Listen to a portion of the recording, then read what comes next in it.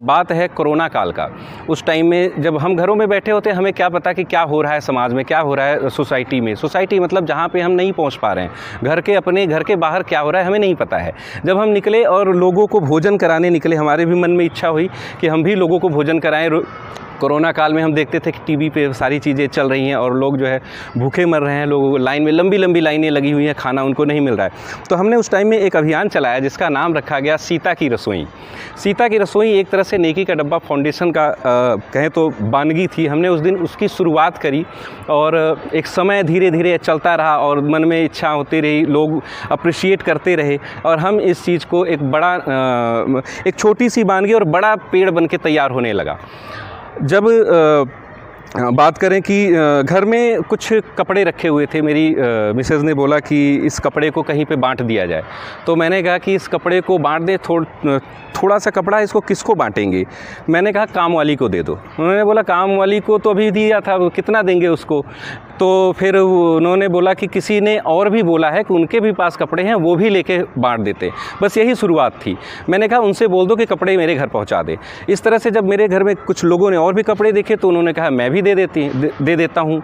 तो अब एक दिमाग में आया कि क्यों ना एक डब्बा अपने टावर में रख दिया जाए और जिसमें सभी लोग अपने कपड़े डालेंगे और उसको हम ले जाके अलग अलग जगहों पे बांट देंगे।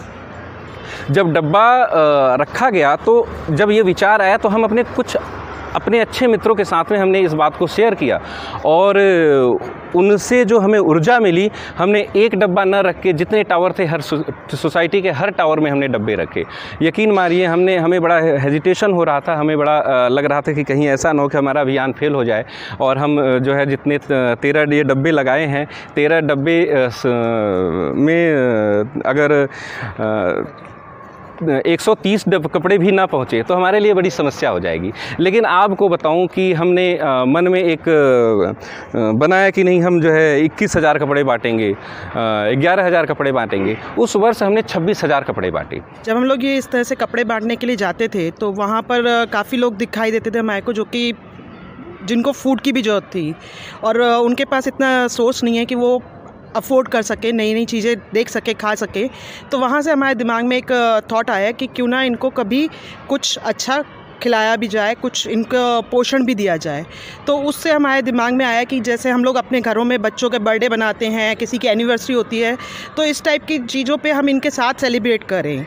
तो उस केस में हमने फिर इस तरह से शुरू किया कि किसी के घर में बर्थडे है तो जो बच्चों का बर्थडे हम अपने घरों में बनाते ही हैं या एनिवर्सरी अपने घरों में मनाते ही हैं, तो एक पार्ट हम उनके साथ भी सेलिब्रेट करें। 15 अगस्त स्वतंत्रता दिवस के दिन जब संसद भवन से लेकर और गांव की पाठशाला तक हमारा राष्ट्रीय ध्वज फहराया जा रहा था, तो हमने देखा कि झुग्गियों में जो गरीब बस्ती हैं वहाँ पर कहीं बड़ा ध्वज नहीं था। तो हमने इसकी पहल करने की सोची। तो हम झुग्गियों में गरीब बस्तियों में गए और हमने वहाँ पर ध्वजारोहण किया और वहीं के बच्चों के द्वारा या जो वहाँ के निवासी थे उनके द्वारा ध्वजारोहण कराया, जिससे कि उनको एक प्रेरणा मिली और वो लोग काफ़ी उत्साहित हुए। उसमें हमें बहुत खुशी मिलती है जब झुग्गी झोपड़ियों में जाके हम भोजन कराते हैं, गरीबों के बच्चों को टॉय देते हैं, वस्त्र देते हैं। और अपने लिए तो पशु पक्षी सभी जीते हैं, अपने लिए जिए तो क्या जिए, ये दिल ये जान जमाने के लिए। जैसे नेकी का डब्बा सिर्फ आपके उतरन किसी की ज़रूरत है पे ही काम नहीं करता, उनके साथ गरीब बच्चों के साथ भोजन आदि भी वितरित करता है। वैसे ही इसी आयाम में हम गौशालाओं में भी अपनी खुशियों के दिन जाते हैं और गौ माता के साथ अपनी खुशियां शरीक करते हैं। उन लोगों को जितनी सहायता हम दे पाएँ वो हम लोग कोशिश करते हैं, चाहे वो दोना पत्तल के माध्यम से हो, उन्हें खाना खिलाना, या जो हमारी एक प्रोग्राम है जिसमें हम पुराने कपड़े जो उतरन होती है वो उन लोगों तक पहुंचाते हैं या और भी जो भी हमारे माध्यम हैं। इसमें बहुत ही लोग जुड़ चुके हैं। इसमें हम बच्चों को जहाँ जाते हैं वहाँ पर खाना भी खिलाते हैं, उनको कपड़े भी देते हैं, उनको शिक्षा भी देते हैं। शिक्षा के साथ साथ अब हमने नया एक शुरू किया, उनको योगा, उनको स्वस्थ कराना। हमारा ये प्रयास है कि हम सभी बच्चों को स्वस्थ कराएं और उनको बहुत अच्छे से उनको योगा कराएं, पढ़ाएं, लिखाएं और उनको खाना पीना खिलाएं।